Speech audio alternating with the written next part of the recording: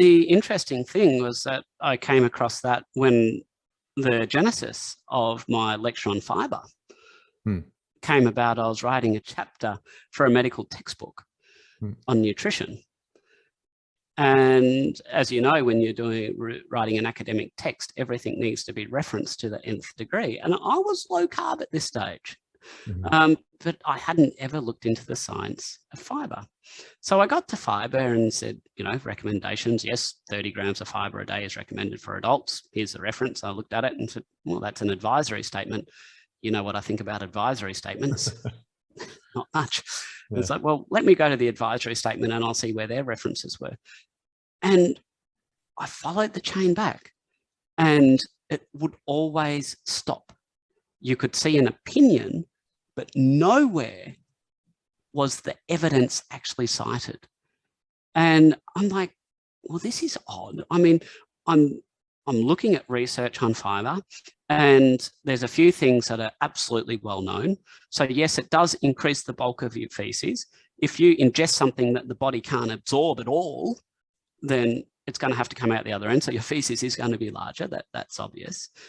It's an irritant, and it can increase transit time. So things can travel through your intestines quicker. Yes, that is true. But when we actually looked at it in terms of symptoms of constipation, so as a doctor, you don't have somebody come to you and say, oh, doc, just over the last few months, my poops have been quite small. There's no pain or bloating, but they're just a bit small. Do you think you could just make them a bit bigger?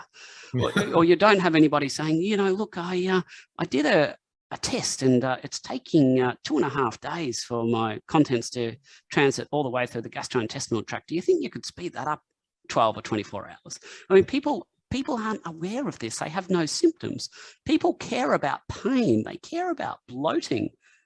They compare, you know, they complain about bleeding. These kind of things are actual genuine symptoms that adversely impact on people's lives. And when I went looking at the literature for evidence that fiber could benefit these things, the diagnostic symptoms of basically constipation we use in the clinic, the data was absent.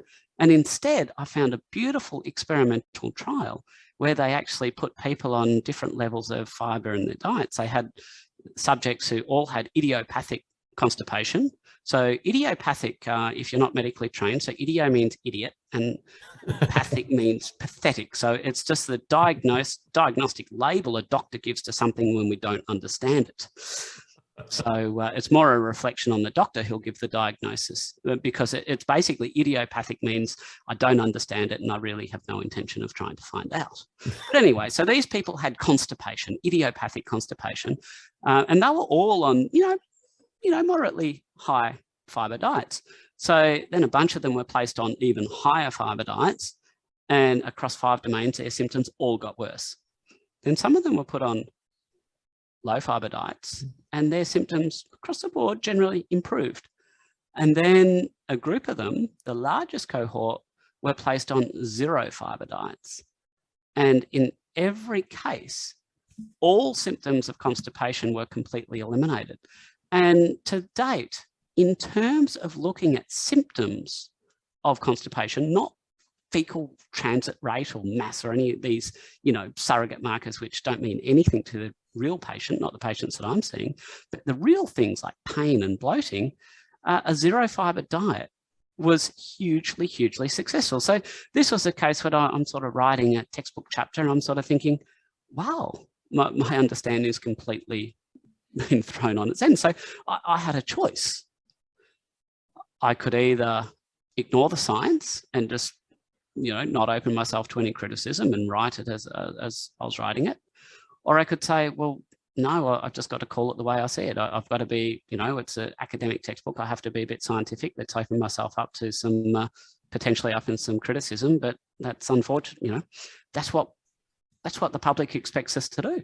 When someone has like diverticulitis or bowel anastomosis or conservatively treated appendicitis, what was the first thing they do? They put them on a low residue diet. They put them on a low to no fiber diet because this has to rest the bowel. Well, why is that? I mean, wouldn't that mean that there's inherent harm being caused by the fiber? If fiber was good for you, if this gave benefit to your colon, wouldn't that be exactly what you want in times of stress like that?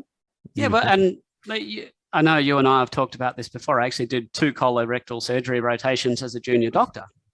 Now, the choice was because I don't like doing night shift. So I'd rather do colorectal surgery than stay awake all night. I'm just that kind of guy. But the patients there actually taught me a lot. And the interesting thing was looking at colostomy bags. And the patients are smarter than the doctors, because that figured out that if they just had low residue foods, meats and things like that, that don't contain any fiber, then their bag, when it came to getting changed, it might have a little bit of fluid in it, but it had very, very little fecal matter, because everything they were eating was able to be digested and assimilated into their body. Whereas the fiber, and these, if they had a lot of vegetable matter, fruits and vegetables, then their bag would be overflowing. And this really speaks to the lie where you have these activists who say, oh, don't eat meat, it will putrefy in your stomach. And the exact opposite is true. So putrefaction, basically rotting under the action of bacteria, that's what fiber does. That's what foods that are non-maldigested do. If you're consuming something like meat and you've got a hyperacidic stomach that can help break it down and you absorb it all, then there's going to be very, very little residue that will come out of your gastrointestinal tract. And a lot of people, when they go to a meat-heavy diet, report to me, I've just got incredibly little amount of fecal matter, a very little fecal bulk. And, so it actually was much nicer for the patients with the colostomy bag. So a colostomy bag is basically where you've had bowel surgery and you redirect the intestine coming out through the abdominal wall.